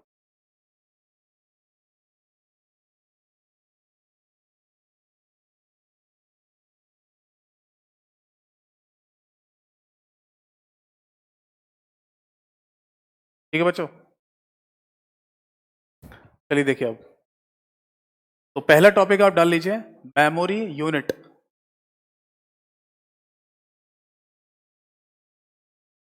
मेमोरी यूनिट्स, ठीक है, यहीं से शुरुआत करेंगे और एक एक करके सारे टॉपिक को, सारे सिलेबस को कंप्लीट करते जाएंगे। ये दो न्यूमेरिकल क्वेश्चन है, इनको पहले कर लेना, ठीक है, ज्यादा बड़ा टॉपिक नहीं है, जल्दी खत्म हो जाएगा, फटाफट देख लेना। देखो बच्चों, मेमोरी यूनिट का मतलब क्या है, जैसे हमारे कंप्यूटर में हम जो भी डेटा स्टोर करते हैं, एक तो स्टोरेज डिवाइस हो गई जिसमें हम डेटा को स्टोर करेंगे, ठीक है ना, बट जो डेटा उस कंप्यूटर में स्टोर होगा वो कुछ ना कुछ साइज का तो होगा, यानी हम बता पाएंगे कि हाँ ये इतने साइज का है। जैसे कि नॉर्मल कोई फाइल केबी में होगी, कोई फाइल एमबी में होगी, कोई फाइल जीबी में होगी, कोई फाइल केवल बाइट में भी हो सकती है। तो ये जितने टर्म हमें देखने को सुनने को मिलते हैं ये सारे के सारे मेमोरी यूनिट्स कहलाते हैं, ठीक है। तो देखो समझिएगा, इसको ध्यान से रिलैक्स होकर सुनिए बिल्कुल। देखो आज जो हम अपने कंप्यूटर्स को यूज कर रहे हैं उनको बोलते हैं डिजिटल कंप्यूटर, ठीक है। और डिजिटल कंप्यूटर का जो बेस है, क्या बोलेंगे, बेस्ड ऑन, वो है आपका बाइनरी, ठीक। अब बाइनरी कहने का ही मतलब होता है जीरो या वन। अब कंप्यूटर में जीरो को वन बिट कहा जाएगा और वन को भी वन बिट कहा जाता है। तो इतना पता चला कि जो हमारा डिजिटल कंप्यूटर है, जो आज हमारे पास कंप्यूटर्स हैं, वो बेस्ड ऑन है किस पे, बाइनरी पर, जिसमें जीरो और वन दो वैल्यूज मिलती हैं हमें, जिनको वन बिट और वन बिट कहा जाता है। तो ये जो मेमोरी यूनिट्स हैं ये स्टार्ट होती हैं वन बिट से ही। अब बेसिक कंप्यूटर वाले ध्यान रखिए, ये क्वेश्चन बहुत इंपॉर्टेंट है और अक्सर पूछ लिया जाता है कि बिट को क्या कहते हैं। तो बिट को बाइनरी डिजिट कहा जाता है, याद रखिएगा, ठीक है। बिट को क्या बोलेंगे, बाइनरी डिजिट, यानी ये सिंगल जीरो वन, जीरो भी हो सकता है या सिंगल 1 भी हो सकता है। समझ में आया बच्चों? आगे बढ़ेंगे फटाफट। देखो इसके बाद जो नेक्स्ट टर्म रखी गई दैट इज वन निबल। ये बेसिक कंप्यूटर में अक्सर रिपीट होता है वन निबल वाला क्वेश्चन, याद रखिएगा। आरआरबी में भी कई बार आया है क्वेश्चन, आईबीपीएस पेपर में। जी बिल्कुल सही कह रहे हैं आप, आरआरबी में भी पूछा गया था क्वेश्चन, दोबारा रिपीट हो जाएगा। देखो 4 बिट्स को वन निबल कहा जाता है। जैसे कि 4 0 लिख लो, 4 1 लिख लो, या 4 कॉम्बिनेशन लिख लो 0 1 के, ये वन निबल ही कहलाएंगे। या फिर हम इसको बोल सकते हैं हाफ ऑफ द बाइट। जैसे कि इसके अगला जो टर्म है दैट इज 1 बाइट। 1 बाइट का मतलब क्या हो गया? 8 बाइनरी बिट्स। तो 8 बाइनरी बिट्स हो गई है, इसका आधा कर लो तो 4 बाइनरी बिट्स या 4 बिट हो जाएंगी, जिसको हम वन निबल कहेंगे। देखो वन निबल में 4 बिट यानी 4 4 होने चाहिए। इट डजेंट मैटर सारे 0 सारे 1 है या कॉम्बिनेशन है। अगर इन्हीं को हम 8 कर दें, इन्हीं को हम 8 कर दें तो ये 1 बाइट कहलाएंगे। समझ में आ रहा है? देखो बच्चों एक छोटा सा पॉइंट और बता रहा हूं, अगर किसी क्वेश्चन में ये वर्ड लिखा हुआ मिल जाए आपको दैट इज एस्की, सॉरी इसको बोलते हैं American standard code for information interchange. American standard code for information interchange. अब कोई पूछने लगेगा ये होता क्या है, तो इसको बोलते हैं कंप्यूटर का कोडिंग सिस्टम। कंप्यूटर का कोडिंग सिस्टम, ठीक है ना। यानी कंप्यूटर को बताना पड़ेगा हमें कि हम जो बाहर से इनपुट दे रहे हैं, जैसे कीबोर्ड से मैं कोई भी की दबा रहा हूं, ठीक है ना।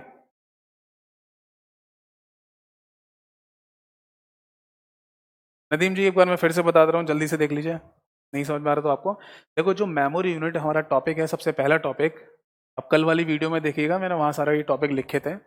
तो वहाँ मेमोरी यूनिट में सबसे पहले स्टार्टिंग होती है 1 बिट से। 1 बिट का मतलब सिंगल 0 या सिंगल 1। यानी हमारा जो आज का कंप्यूटर है उसे डिजिटल कंप्यूटर कहा जाता है। और डिजिटल कंप्यूटर पूरा का पूरा बेस है बाइनरी पर। तो बाइनरी का मतलब 0 और 1 को बोला जाता है। तो एक सिंगल 0 को या सिंगल 1 को हम 1 बिट बोलते हैं। जब ये बिट 4 हो जाती हैं, जैसे ये 4 बिट हो जाती हैं, तो हम उसको 1 निबल बोलते हैं, याद रखिएगा। और जब ये 8 हो जाती हैं टोटल, तो हम इसको 1 बाइट बोलते हैं। अब इधर आ जाओ। देखो American standard code for information interchange, ये कंप्यूटर का एक कोडिंग सिस्टम है। और इसी के अंदर पहले से वो सारी बातें लिखी हुई हैं जो हम कीबोर्ड से दबाते हैं, और कंप्यूटर को पता चलता है कि यूजर कीबोर्ड से ये दबा रहा है, ये प्रेस कर रहा है। तो देखो अगर ऐसा पूछा जाए कि इनिशियली एस्की कोडिंग सिस्टम में 1 बाइट में कितने बिट्स हैं, तो इसका सही आंसर होता है 7 बाइनरी बिट्स। जैसे आप बोलेंगे कि यहाँ तो आपने 1 बाइट में 8 बिट लिखा है, 8 बिट्स लिखा है, और यहाँ पर आपने 1 बाइट में 7 बिट्स लिखा है, तो इसका क्या रीजन है? तो देखो इनिशियली जब एस्की कोडिंग सिस्टम को बनाया जा रहा था कंप्यूटर के लिए, तब वहां पर 7 बिट का ऑप्शन लिया गया था, ठीक है ना। 7 बिट रखकर ये बनाया गया था। और 7 बिट रख के अगर हम इसे बनाएंगे पूरे कोडिंग सिस्टम को, तो एक छोटा सा बीच में बता दे रहा हूँ पॉइंट। कंप्यूटर में जो पावर चलेगी वो 2 की पावर n चलती है। जैसे नॉर्मल मैथमेटिक्स में जो पावर लेते हैं वो डेसिमल नंबर की वजह से 10 की पावर चलाते हैं, यानी हम डेसिमल नंबर्स यूज कर रहे हैं तो 10 रेज टू पावर n की फॉर्म लेते हैं सारे नंबर्स की। कंप्यूटर में क्या चलता है? बाइनरी चलता है। बाइनरी में कितने ऑप्शन? 2 ऑप्शन, इसलिए हम 2 की पावर n को यूज करते हैं। n क्या होता है? ये नंबर ऑफ बिट्स को बोलते हैं, नंबर ऑफ बाइनरी बिट्स। समझ में आया? तो अगर 2 की पावर आप 7 कर दोगे तो हमारे पास आंसर आएगा 128। यानी जब कंप्यूटर को बनाया जा रहा था इसके कोडिंग सिस्टम को, तो वहां पर 128 ऑप्शन मिले हमें कोडिंग कोड के, ठीक है। अब देखो हम एक कीबोर्ड या हम है ना कंप्यूटर का कोडिंग सिस्टम बनाने जा रहे हैं, तो उसके अंदर जितने भी कैरेक्टर सिंबल हों सारे के सारे होने चाहिए ताकि कंप्यूटर को समझ में आए, क्योंकि कहीं ना कहीं तो वो भी यूज होंगे। तो देखो जब ये एस्की कोडिंग सिस्टम बनाया जा रहा था 7 बिट को रखकर, 7 बिट्स वाला, तो उस समय कुछ साइंस के, फिजिक्स के, मैथमेटिक्स के सिंबल्स होते हैं जिनको डायमेट्रिक सिंबल्स बोलते हैं, इस टाइप के सिंबल होते हैं। तो ये सारे के सारे छूट गए, उन 128 के अंदर कवर नहीं हो पाए। तो फाइनली इसको 2 रेज टू पावर 8 की फॉर्म में बनाया गया और हमें ऑप्शन मिले 256। और ये 256 वाला एस्की कोडिंग सिस्टम ही आज हमारे कंप्यूटर में काम करता है। समझ में आ रहा है? ASCII coding system 2 raise to power 8 यानी 256 कैरेक्टर वाला आज हमारे कंप्यूटर में काम कर रहा है। इसीलिए हम हर बार बोलते हैं कि 1 बाइट में कितनी बिट्स होती हैं? 8 बाइनरी बिट्स होती हैं। ये याद रखिएगा। अगर एस की ऑप्शन में लिखा है या लिखा है इनिशियली एस की कोडिंग सिस्टम में कि 1 बाइट में कितनी बिट्स हैं, तभी हम 7 पे टिक करेंगे, वरना हमें 1 बाइट का आंसर टिक करना है 8 बिट्स। 1 बाइट का 8 बाइनरी बिट्स पे हमें आंसर टिक करना होगा, ठीक है। आगे देख लो फटाफट।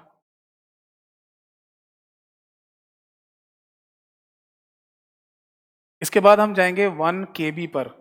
अब के का मतलब क्या है यहाँ पर, किलो, ठीक है।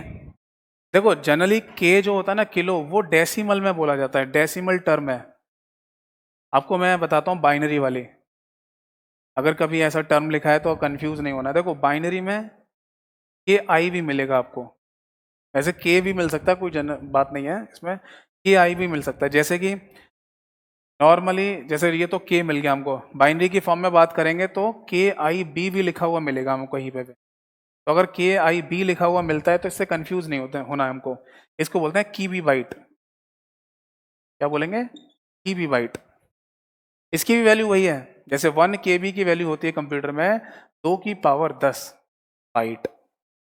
अच्छा बच्चों एक बात और ध्यान रखना, साइड में लिख दे रहा हूं, अगर आपको कहीं पर कैपिटल बी दिखाई दे रहा है तो हम उसको क्या प्रोनाउंस करेंगे, बाइट, और स्मॉल बी होगा तो हम उसको बिट प्रोनाउंस करेंगे, बिट बोलेंगे, ठीक है बच्चों, समझ में आ रहा है।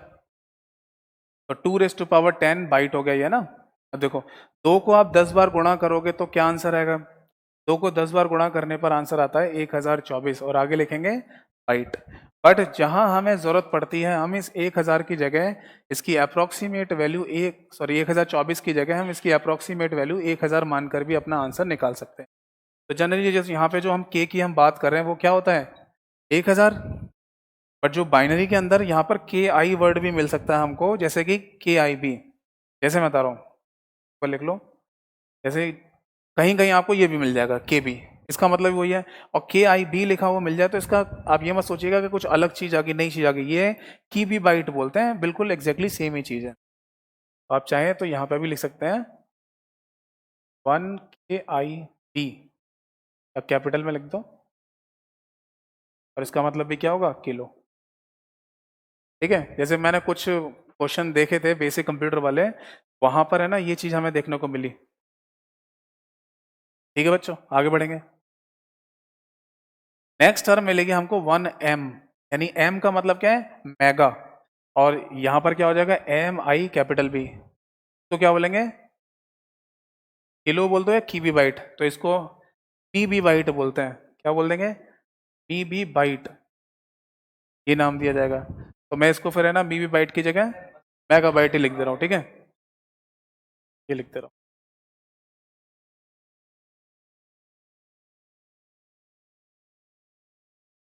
5 मिनट और। ठीक है बच्चों फटाफट देखो, इसकी वैल्यू निकल के आ गई 2 to the power 20 बाइट, ठीक है।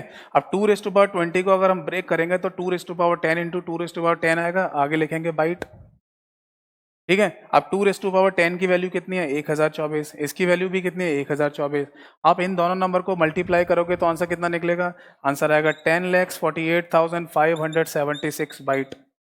ये नंबर 10,50,000 से कम है ना, 10,50,000 से कम है। तो आपको पता होगा 1 मिलियन वर्ड आपने सुना होगा, तो 1 मिलियन का मतलब होता है 10 लाख। तो देखो हम इसको अप्रोक्सीमेट वैल्यू में यहाँ पर 1 मिलियन बाइट भी, ये बात समझ में आ रही है बच्चों, बात समझ में आई। 1 KB बाइट, 1 MB बाइट, या मेगा बाइट, किलो बाइट, सब सेम है, समझ में आ रहा है। वो डेसिमल के टर्म होते हैं किलो मेगा, बाइनरी में जो टर्म होते हैं वो कीबी और मेबी बोलते हैं उसको, तो आप कंफ्यूज ना हो तो मैंने ये भी लिख दिया यहाँ पर, ठीक है। तो 1 MB की वैल्यू कितनी है 2 to the power 20 बाइट, जो हमने ऐसे प्रोसेस किया तो 10,48,576 बाइट निकल के आए आंसर। अब ये 10,48,576 10,50,000 से छोटी वैल्यू है, तो हमें अप्रोक्सीमेशन में इसको क्या लिखना पड़ेगा 10 लाख, और 10 लाख को आपको पता होगा इंग्लिश में क्या बोलते हैं 1 मिलियन बाइट बोला जाता है, ठीक है बच्चों, आगे देखो। नेक्स्ट आएगा आपका 1 GB, यानी 1 गीगाबाइट, जैसे इसको GB बाइट भी बोल देंगे, ये भी सही है। तो 1 गीगाबाइट, कैपिटल कर लो 1 गीगाबाइट, और इसको जो जैसे बाइनरी में जो टर्म लिखी जाती है वो GIB लिख देते हैं, ये आपको जीबी भी लिखा हुआ मिल जाएगा, जैसे मैंने यहाँ लिख दिया। इसकी वैल्यू कितनी आएगी, 2⁻30 बाइट इसकी वैल्यू होगी। देखो जो प्रोसेस हमने यहाँ पर किया था वही सेम काम कर लें। 2⁻10 को हम 3 पार्ट में ब्रेक कर सकते हैं, 2⁻10, 2⁻10, 2⁻10, यानी 1024, 1024 और 1024। जब आप 1024 को 3 बार मल्टीप्लाई करोगे तो वो अप्रोक्सीमेट वैल्यू निकल के आती है लगभग 100 करोड़। और 100 करोड़ को क्या बोलते हैं, अप्रोक्सीमेशन में बोला जाता है 1 बिलियन बाइट। ठीक है, तो याद रखना है 1 GB यानी 1 GB अप्रोक्सीमेट किसके बराबर होता है, 100 करोड़ के या 1 बिलियन बाइट के। आगे देखो, नेक्स्ट आएगा 1 TB, यानी TIB भी लिखा मिल सकता है, TB बाइट या फिर टेरा बाइट इसको बोला जाएगा। ठीक है बच्चों, इसकी वैल्यू है 2⁻40 बाइट। अब 2⁻40 बाइट को भी हम ऐसे ब्रेक कर लें 4 पार्ट में, तो 1024, 1024, 1024, 1024 का मतलब 1024 को 4 बार गुणा करोगे तो फिर से एक बड़ा नंबर आएगा, अरबों खरबों में वो नंबर निकल के आएगा। तो उसका जो अंग्रेजी में नाम है दैट इज 1 ट्रिलियन, उसका नाम। तो बच्चों याद रखिएगा, बेसिक कंप्यूटर वाले ये एग्जाम्स में अक्सर रिपीट हो जाते हैं, मिलियन, बिलियन, ट्रिलियन। जैसे कि अगर आपसे पूछा जा रहा है कि एक पेन ड्राइव है आपके पास, उसमें 1 बिलियन बाइट का स्टोरेज है या कैपेसिटी है डेटा को स्टोर करने को, तो उसकी मेमोरी कितनी होगी, तो that is 1 GB, 1 GB। Billion बोल रहे हैं तो 1 GB, गीगाबाइट। अगर ऐसे क्वेश्चन बोले कि 1 मिलियन मेमोरी स्पेस है आपके पास, तो कितना स्पेस है डेटा को स्टोर करने का, तो 1 MB यानी 1 मेगाबाइट। ठीक है बच्चों,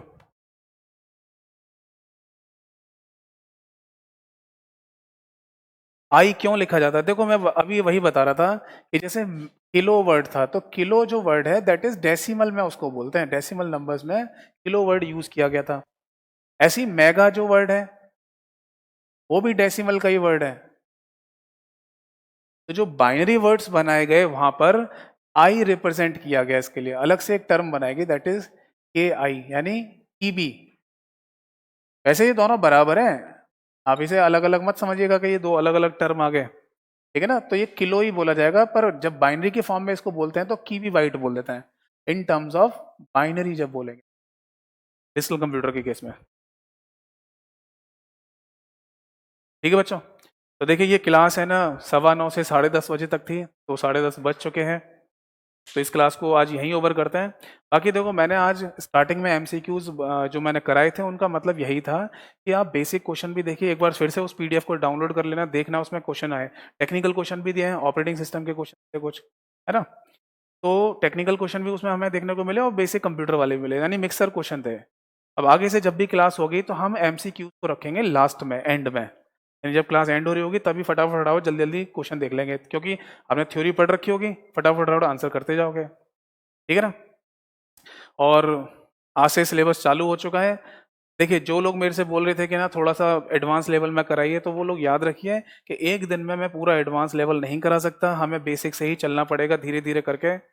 इस बैच में दोनों ही बच्चों ने एडमिशन लिया है, बेसिक वाले भी हैं और थोड़ा एडवांस लेवल में। ठीक है, हाँ बिल्कुल, कल क्लास होगी। ठीक है, अगर किसी वजह से मान लो कोई ऑफ होता है तो वो आपको नोटिफिकेशन में दे दिया जाएगा, वरना क्लास रेगुलर होगी। ठीक है, आप है ना एक बार देख लीजिएगा करियर विल पे जाके इसकी, जो लोग कुछ बीच में मेरे से पूछ रहे थे कि टाइम ड्यूरेशन क्या रहेगा, वो सब पता है, वहाँ लिखा हुआ है कि कितने टाइम तक ये बैच चलेगा।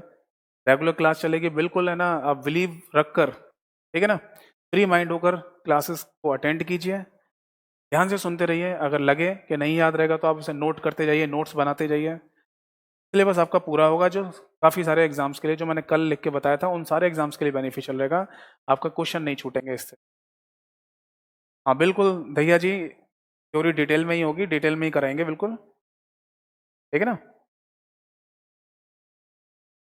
टाइम एक बार आप देख लो, वहाँ पर पूरा लिखा हुआ है कितने टाइम तक चलेगा ये बैच, टाइमिंग क्या रहेगी, ठीक है ना, कोर्स फी क्या है, संडे को ऑफ रहेगा। ठीक है, संडे को क्लास ऑफ रहेगी।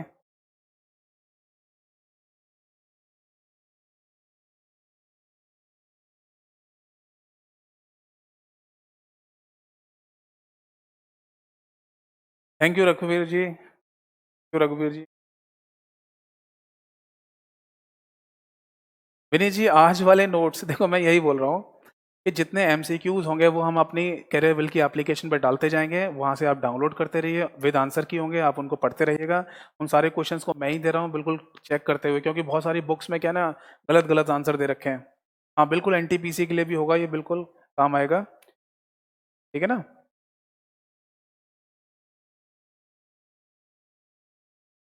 9:15 से 10:30 तक चलेगी ये क्लास, हाँ बिल्कुल।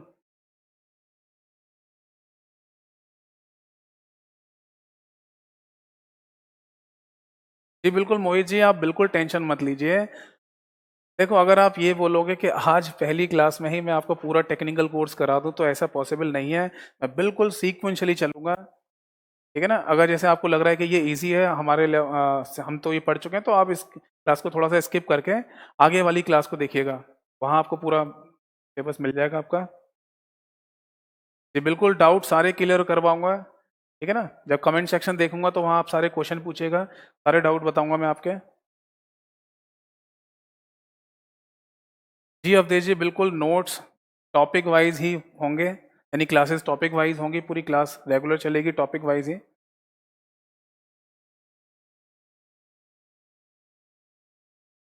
ठीक है बच्चों, तो आज की क्लास को यहीं समाप्त करते हैं। शुभ रात्रि, शुभ खैर। ठीक है, फिर मिलेंगे कल। Thank you, good night.